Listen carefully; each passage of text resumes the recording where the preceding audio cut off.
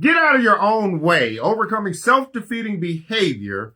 Practical lessons for conquering procrastination, fear, envy, neediness, guilt, and more. Trying to take care of everybody.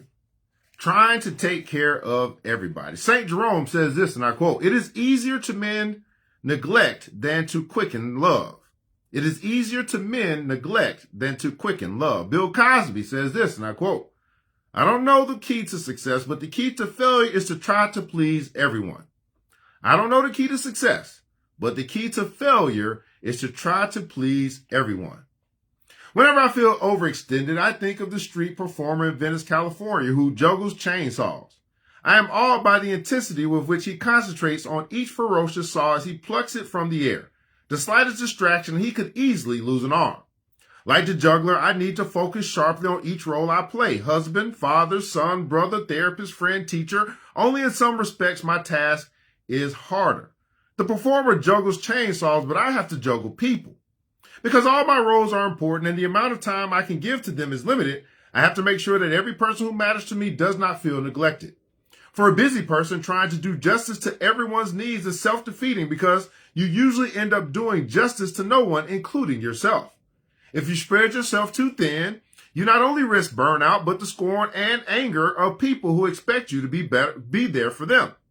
William Ralph says this, and I quote, "The fact is that the Americans are not a thoughtful people. They are too busy to stop and question their values. The fact is that the Americans are not a thoughtful people. They're too busy to stop and question their values." William Ralph. The key is to make each person feel important when you're with them. Of the many busy people I know, the ones who manage their juggling acts best are those who give their activity and each person their undivided attention. At the office, they are totally engaged in their work. At home, the office is history and they focus on their roles as spouses and parents. When they are with their mother, boss, or accountant, they are immersed in the roles of adult, child, employee, or client. Each entrance and exit is crisp. And most of the time, no one feels shortchanged. I say most of the time because there are always periods in a busy person's life when loved ones do feel shortchanged. When that happens, I advise the person to tell others, "You're the most important spouse I have. You kids are the most important children I have. My career is the most important career I have. And I'm the most important self I have. If I made you feel unappreciated, then I've been remiss. I'm sorry, but please understand that every part of my life is important."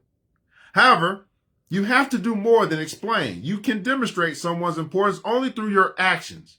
If, for example, you fail to deliver on your promises, no amount of comforting words will make your child or spouse feel valued. It is also important to be proactive rather than reactive.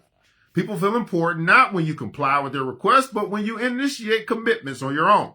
Agreeing to show up at your kid's soccer game is one thing, but it is quite another to say, without being reminded, "You have a big game coming up, don't you?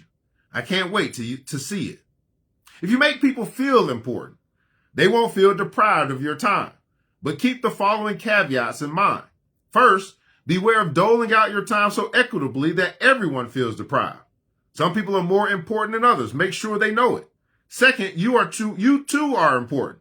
So don't feel guilty about devoting time to yourself.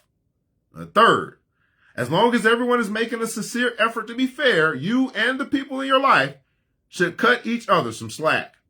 The way society is structured, the amount of time we spend on something often bears no relation to the true value we assign to it. Juggling people may not be as physically dangerous as juggling chainsaws, but it does entail risk.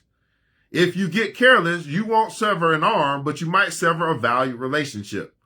If you make people feel important, however, you can hold on to everyone without fear of losing your grip. Here's usable insight for our lesson today. Everything competes for time, but no one should have to compete for importance. Wow. Everything competes for time, but no one should have to compete for importance. Taking action. One way to show people how much you value them is to demonstrate the 3 C's. First C, concern. Let them express worries, fears, and frustrations without interrupting or rushing them. Curiosity. Show an interest in them before they ask you to. Did you have a good day? Does not convey much interest, whereas how did that meeting go? shows that you are aware of and care about the details of their lives. And 3, confidence. Show respect for them and faith in their ability to handle problems. Instead of leaping in with advice, ask questions such as, what do you think you'll do next? Or when will you let them know your decision? Trying to take care of everybody. Get out of your own way. Overcoming self-defeating behavior. Practical lessons for conquering procrastination, fear, envy, neediness, guilt, and more by authors Mark Goulston, MD, and Philip Goldberg.